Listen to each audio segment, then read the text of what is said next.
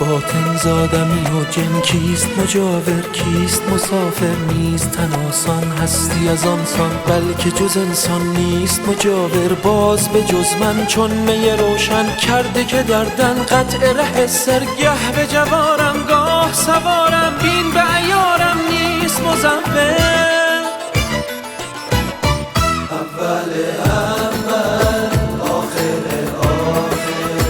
باطن باطن ظاهر ظاهر اول اول آخر آخر باطن باطن ظاهر ظاهر سخت ندارد احمد امجد سایه ندارد طیب طاهر خصف نبیند ماه محمد کسب ندارد مهر مظاهر مهر مظاهر مهر مظاهر اول اول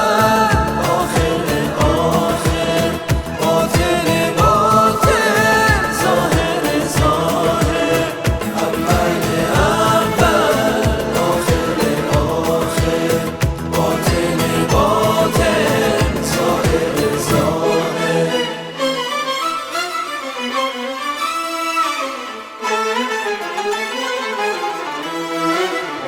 صلي وسلم سيدي أعلم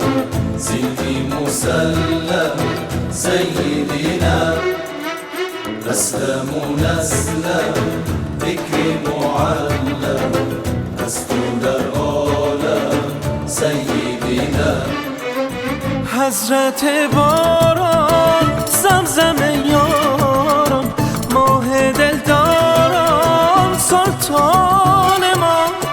میره ایاران کرده درباران کعبه را یاران سامان ما ساقی ای ساقی کن می باقی در جام ما زهر غم را شرح کن به مشتاق